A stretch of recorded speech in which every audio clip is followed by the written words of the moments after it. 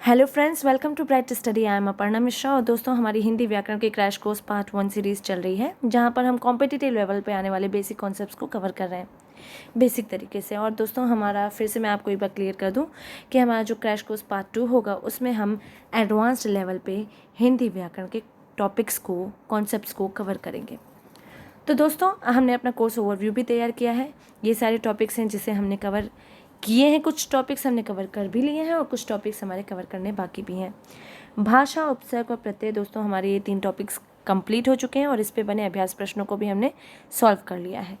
संज्ञा और सर्वनाम, दोस्तों ये हैं हमारे लेटेस्ट टॉपिक्स जिसे हमने कवर किए हैं। 2 पार्ट्स में दोनों को डिवाइड किया था और हमने कंप्लीट कर लिया है। और दोस्तों, आज जो है हमारा टर्न वो है संज्ञा और सर्वनाम पे बने अभ्यास प्रश्नों को आज हम सॉल्व करेंगे। तो दोस्तों, चलिए चलते हैं अभ्यास प्रश्न की ओर चलते हैं बिना टाइम वेस्ट किए। और दोस्तों, इससे आपके जो थोड़े बहुत डाउट्स हैं उसे भी आप उसे हल कर सकते हैं, क्लियर कर सकते हैं, पूछ सकते हैं। लेकिन अगर आपने हमारी पिछली वीडियोस को नहीं देखा है तो दोस्तों उसे ज़रूर आप जाके पहले देख लीजिए। इससे आपके जो अभ्यास प्रश्न हैं ऑटोमेटिकली आप आसानी से सॉल्व कर सकते हैं। तो चलिए अपने फर्स्ट क्वेश्चन की तरफ बढ़ते हैं। दोस्तों, फर्स्ट क्वेश्चन है हमारा, परंपरागत मान्यता के अनुसार संज्ञा के कितने भेद हैं। तो दोस्तों, जैसा कि आप सभी जानते हैं कि किसी व्यक्ति, वस्तु या स्थान आदि के नाम को हम संज्ञा कहते हैं। Noun is equal to name, ये हमने देखा था, जाना था। और जब हम संज्ञा के भेदों की बात किए थे अपने चैप्टर में, तो हमने पढ़ा था कि संज्ञा को 2 आधार पर बांटा गया था। एक था परंपरागत मान्यता के अनुसार और एक था आधुनिक मान्यता के अनुसार। हम लोग कंसिडरेशन में ज़्यादातर परंपरागत मान्यता के अनुसार लेते हैं। तो परंपरागत मान्यता के अनुसार जो संज्ञा के भेद हमने डिस्कस किए थे वे थे 5 भेद। और दोस्तों, मैं आपको बता दूं, आधुनिक मान्यता के अनुसार संज्ञा के 3 भेद थे जिसे हम नॉर्मली नहीं लेते हैं। तो इसका आंसर होगा 5। सेकेंड है दोस्तों, रमेश अच्छा क्रिकेट खेलता है। इसमें रमेश उदाहरण है, कौन से संज्ञा का उदाहरण है। तो दोस्तों, जैसा कि हम जानते हैं, हमने आपको पहले भी बताया कि हमारे 5 भेद हैं संज्ञा के। तो पहले तो मैं आपको बता दूं, व्यक्तिवाचक, जातिवाचक, भाववाचक, द्रव्यवाचक और समूहवाचक, ये हैं हमारे 5 भेद संज्ञा के। अब आधुनिक के आधार पर आपको हम लोग कर ही नहीं रहे हैं, तो हम परंपरागत मान्यता के आधार पर ही मैंने आपको बता दिया। अब यहाँ पर रमेश जो उदाहरण हमने यहाँ पे दिया, यहाँ पर सिर्फ रमेश के बारे में पूछा जा रहा है कि ये रमेश इसमें किसका उदाहरण है। रमेश अच्छा क्रिकेट खेलता है, तो इसका जवाब है व्यक्तिवाचक संज्ञा। और दोस्तों, अगर आपने ध्यान से वीडियो देखी और समझी है तो आपको समझ में आ जाएगा कि व्यक्तिवाचक ये वह संज्ञा है जहाँ पर हम पर्टिकुलरली किसी व्यक्ति के बारे में बात करते हैं, किसी हम पर्टिकुलर स्थान, व्यक्ति या चीज़, आप कोई भी आप बोल सकते हैं, व्यक्ति, स्थान, शहर, किसी के बारे में भी आप बात करते हैं तो आपका व्यक्तिवाचक संज्ञा होता है। वस्तु आदि इसमें आ जाता है।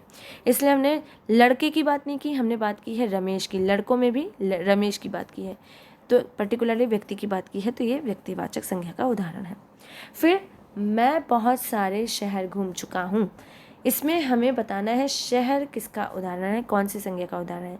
तो दोस्तों, जैसा कि मैंने अभी आपको बताया, व्यक्तिवाचक संज्ञा तो आपको क्लियर हो गया कि पर्टिकुलरली किसी के बारे में हम नाम लेकर बात करते हैं, तो वो आपका व्यक्तिवाचक संज्ञा होता है। लेकिन जब हम बहुत सारे शहर की बात करें तो शहर में कौन सा शहर, दिल्ली, मेरठ, अजमेर, कोलकाता, चेन्नई, इंदौर, कौन सा शहर की बात कर रहे हैं। इसमें इसने शहर का पर्टिकुलर नाम नहीं बताया। हाँ, ये घुमक्कड़ है, ये पता चल रहा है, तो ये जस्ट अ जोक। तो अगर मैं आपको बोलूँ कि बहुत सारे शहर की बात कर रहे हैं तो इसमें किसी पर्टिकुलर शहर की बात नहीं कर रहा है, तो ये आपका आ जाएगा जातिवाचक संज्ञा में, जहाँ हम शहरों की बात कर रहे हैं। अगर हमने बात की होती कि मैं लखनऊ घूम चुका हूँ तो आपका व्यक्तिवाचक संज्ञा में आता। आप एक्सप्लेनेशन में भी डिफरेंस समझ रहे होंगे, तो ये आपका जातिवाचक संज्ञा का उदाहरण है। फिर आपका इनमें से भाववाचक संज्ञा पहचाने। दोस्तों, आप समझ सकते हैं कि इसी से आपके सारे संज्ञा का आपका फिर से एक का आप क्या कर रहे हैं, इसको दोबारा रिकॉल करके आप दोबारा इसको ग्रास्प कर रहे हैं नॉलेज। आपको इसी से ही आपको दोबारा पूरा आप अध्याय फिर से कर रहे हैं। तो दोस्तों, जैसा कि मैंने आपको बताया था कि भाववाचक संज्ञा वे संज्ञा होती हैं जिससे हमें भावों के नाम का पता चलता है। इसमें आपका कोई भी भाव हो सकता है, कोई भी चीज़ हो सकती है, अवस्था हो सकती है, कोई भी, बुढ़ापा, बचपना, जवानी, झूठ, सत्य, हंसना, माफ़ कीजिएगा, ये आपके सारे भाव होते हैं कि ईर्ष्या, द्वेष, ये सारे आपके भाव होते हैं। प्रेम, ये आपके भाव हैं। हंसना नहीं हमने बोला आपको, लेकिन ये आपको क्लियर इसमें आपको मैंने ये किया। तो इसमें अगर हम बताएंगे हिमालय, ये आपका व्यक्तिवाचक संज्ञा हो जाएगा। पहाड़ियों में मैंने हिमालय का नाम लिया। फल आपका यहाँ पर आपका ये देखिए, आप देख सकते हैं इसमें आप जातिवाचक संज्ञा भी कह सकते हैं। वर्ग आपका समूहवाचक संज्ञा हो जाता है, और झूठ आपका हो गया भाववाचक संज्ञा। तो क्योंकि झूठ एक भाव है, तो हमारे यहाँ पे आंसर होगा झूठ। झूठ है आपका भाववाचक संज्ञा। चलिए दोस्तों, नेक्स्ट है हमारा 2 किलो चीनी घर के लिए ले जाना है। क्या चीनी द्रव्यवाचक संज्ञा है? इसमें आपको एक क्वेश्चन किया गया है, आपको हाँ या ना में जवाब देना है। दोस्तों, जब हम अपनी संज्ञा की बात कर रहे थे द्रव्यवाचक संज्ञा में, तो हमने पढ़ा था कि उसमें कोई भी धातु, अधातु, पदार्थ, तरल, ठोस, द्रव्य, कोई भी आपका आ जाता है द्रव्यवाचक संज्ञा, वो आपका द्रव्यवाचक संज्ञा कहलाता है। इसके बारे में हमने पढ़ा था संज्ञा में। तो दोस्तों, इसमें हमने इसके अलावा एक और बात कही थी जिस पे आपने गौर ज़रूर किया होगा। हमने कहा था कि इसमें नाप तौल की वस्तुएं भी सम्मिलित हैं।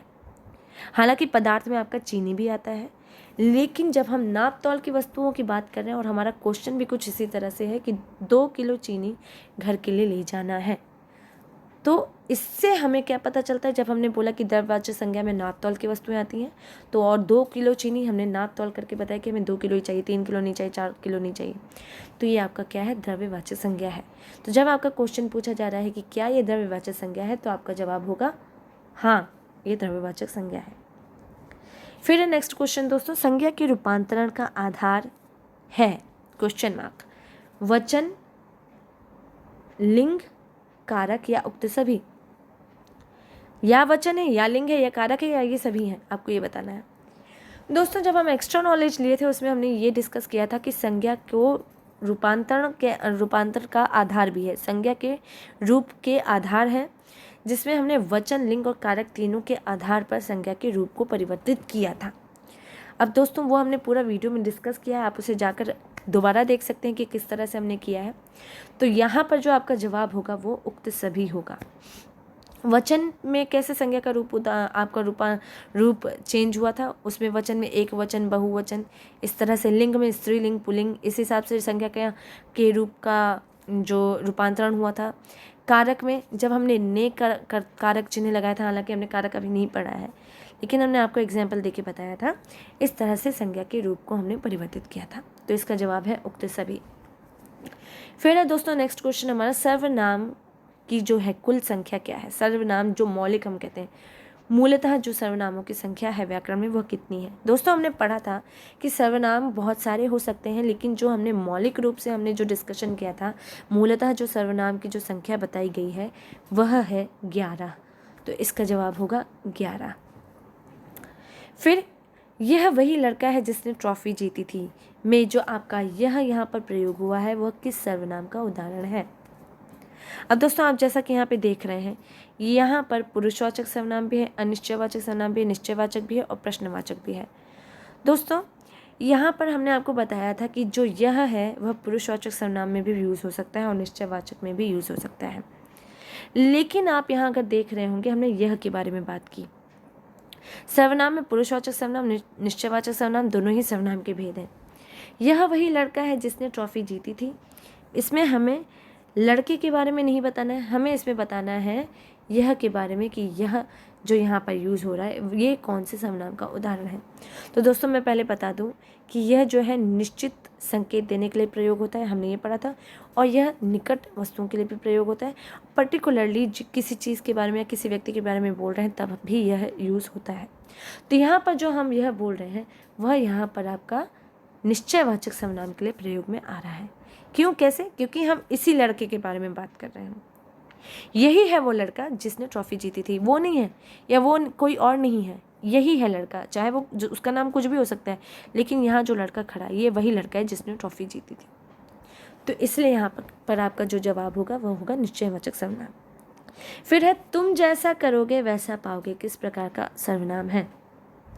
दोस्तों, जब हमने सर्वनाम के भेद पढ़े थे हमने पढ़ा था कि हम नाम से ही इसके बारे में जान लेते हैं, जहाँ पे जैसे कि हमने संबंधवाचक सर्वनाम जब पढ़ा था, नाम से ही हमें समझ में आता है कि ये किसी शब्द या किसी वाक्य का दूसरे शब्द या वाक्य से संबंध बता रहा है। और हमने उसके उदाहरणों में जैसा, वैसा, जो, त्यों, जैसी करनी वैसी भरनी, है ना, ये सब हमने इसके एग्जाम्पल्स में पढ़ा था। जो, सो, जैसा, वैसा, ज्यों, त्यों, ये सब आपके इसके एग्जाम्पल में आता है।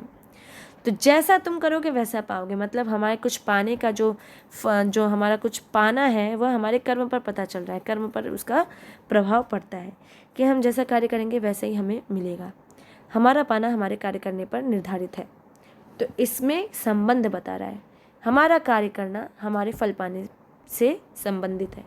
इसका आपका जवाब है संबंधवाचक सर्वनाम। दोस्तों मैंने कहा ना, अगर आप इसे दोबारा एनालिसिस करें, इसे एक बार 1 मिनट अगर आप वीडियो पॉज करके भी अगर आप देखते हैं, आपको क्लियरली समझ में आ जाएगा क्या डिफरेंस है, क्या कॉन्सेप्ट है। बहुत आसानी से आप अच्छे तरीके से इसे समझ सकते हैं, कर सकते हैं। तो बहुत ईजिली अच्छे से ये क्लियर हो गया। नेक्स्ट है दोस्तों, पुरुषवाचक सर्वनाम के 3 भेद नहीं है, क्या ये सत्य है? क्वेश्चन क्या बोला कि पुरुषवाचक सर्वनाम के 3 भेद नहीं है, क्या ये सत्य है? पहले तो मैं आपको बता दूं कि ये सत्य नहीं है। तो पुरुषवाचक सर्वनाम के 3 भेद नहीं है, क्या ये सत्य है? इसका जवाब होगा नहीं, क्योंकि पुरुषवाचक सर्वनाम के 3 भेद हैं। जब हम सर्वनाम पढ़े थे, पुरुषवाचक सर्वनाम को भी हमने 3 प्रकारों में विभाजित किया था, उत्तम, मध्यम और अन्य पुरुष, जिसे हम इंग्लिश में first, second and third person कहते हैं। उत्तम जिसमें हम अपनी बात करते हैं, मध्यम जिससे हम बात कर रहे हैं सामने वाले से, और जो आपका अन्य पुरुष था जिसके बारे में हम बात कर रहे हैं। तो यह आपका जो इसमें ऑप्शन है, आपका सेकंड ऑप्शन होगा नहीं, क्योंकि पुरुषवाचक सर्वनाम के 3 भेद हैं। नेक्स्ट है दोस्तों, वहाँ कोई घूर रहा है, ये कौन सा सर्वनाम है? दोस्तों हमने अपना निश्चयवाचक, अनिश्चयवाचक, निजवाचक, पुरुषवाचक, प्रश्नवाचक सारे सर्वनाम के बारे में पढ़ा था।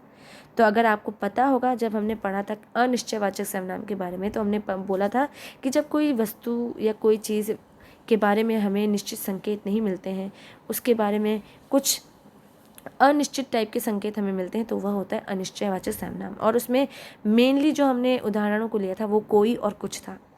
तो जब हम बोल रहे हैं कोई घूर रहा है, मतलब हमें क्लियरली पता नहीं है कौन है, उसका नाम क्या है, वो लड़का या लड़की है ये भी नहीं पता, तो यहाँ हमें क्लियर संकेत नहीं मिल रहे हैं। तो इसमें आपका आंसर होगा अनिश्चयवाचक। कोई घूर रहा है या कुछ सामान दे दो, तो इसमें आपका अनिश्चयवाचक है, क्योंकि हमें क्लियर संकेत नहीं मिल रहा है किसी के बारे में।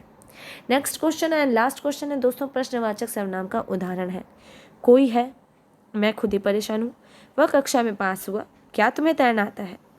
दोस्तों प्रश्नवाचक सर्वनाम तो वैसे आपका प्रश्न से ही क्लियर हो जाता है कि यहाँ पर आपको प्रश्न किया जाएगा, या क्वेश्चन मार्क का आपका ज़्यादातर इसमें आपका यहाँ पर मार्क होगा, ये आप भी जानते हैं। तो इससे तो आपको ऑप्शन आराम से क्लियर है कि आपका चौथा ऑप्शन है, क्या तुम्हें तैरना आता है, क्योंकि यहाँ पे क्वेश्चन किया जा रहा है और आपको प्रश्न का जवाब मिलता है, ये भी प्रश्नवाचक सर्वनाम है।